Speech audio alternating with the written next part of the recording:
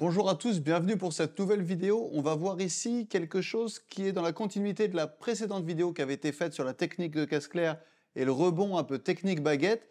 Et ici, on va voir concrètement un exercice de casse clair très sympa, que j'aime beaucoup, qui est très complet et simple à la fois en termes d'explication et de théorie, et qui va vraiment vous permettre de bien développer votre technique de poignet pour avoir des frappes efficaces et que vous puissiez vous amuser avec tout ça. Cet exercice, il est simplement construit sur une base de doigté de moulin sur lequel on va mettre différents accents. Donc, je vous rappelle le moulin, ça fait ceci.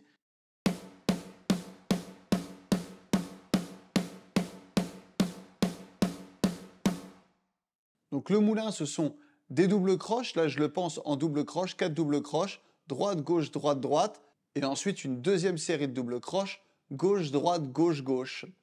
Donc, on va considérer qu'on a un phrasé sur 2 temps, avec 2 fois 4 doubles croches.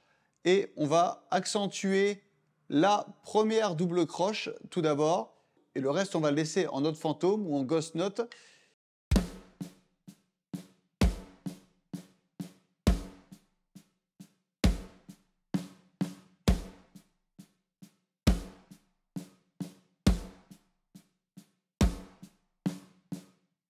Voilà, donc là, l'avantage du moulin, c'est que tout en restant sur la première des 4 doubles croches, vu qu'on a un doigté de moulin, on va s'inverser et travailler une fois la main droite, une fois la main gauche. Donc c'est vraiment parfait pour l'équilibre droite-gauche. On ne privilégie aucun côté plus que l'autre. Deuxième exercice sur ce moulin, on va donc passer à l'accentuation de la deuxième double croche.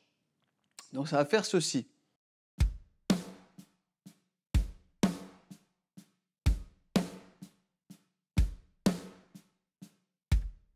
Donc encore une fois, adaptez votre vitesse de travail pour que vous puissiez vraiment vous concentrer sur la qualité de vos coups, avoir un bel équilibre entre chaque coup, des ghost notes équilibrées. Donc n'hésitez pas à travailler lentement, n'accélérez pas si vous voyez que ça vient salir votre exercice.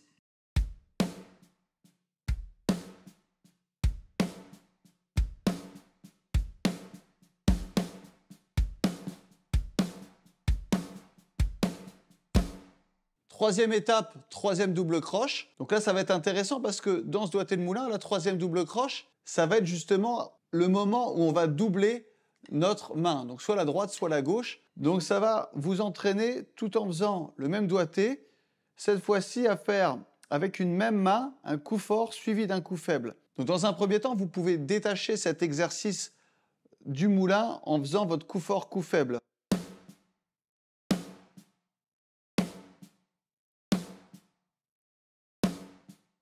Et on va plutôt amorcer le coup fort et laisser tomber avec le rebond de la baguette pour avoir le coup faible qui suit.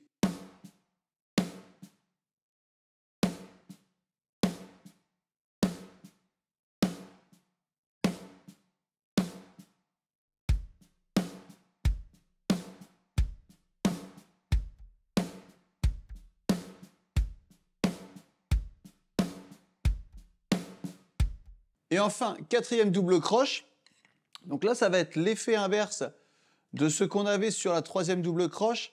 On va avoir du coup, sur les 2 dernières doubles croches, quand on double la main, un coup faible suivi d'un coup fort avec la même main. Ça va donc faire ceci. Donc pareil, entraînez-vous peut-être à faire ce doigté de manière détachée du moulin.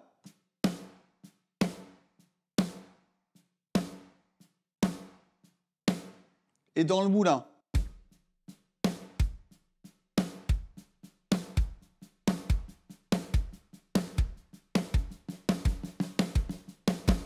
Voilà, une fois que vous êtes à l'aise sur chacun de ces 4 exercices sur ce doigté de moulin en déplaçant les accents, ça peut être intéressant d'enchaîner une mesure de chaque et de faire une boucle comme ceci.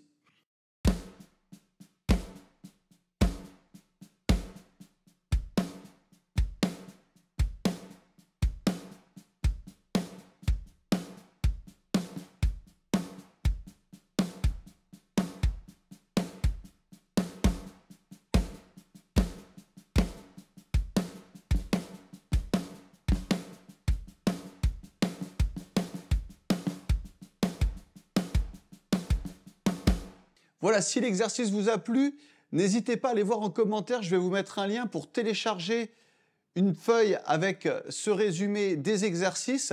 Ça vous enverra sur le site de l'école. Donc n'hésitez pas à vous inscrire, c'est gratuit. Et précisez-moi l'instrument que vous pratiquez, batterie, parce qu'on fait aussi guitare et basse.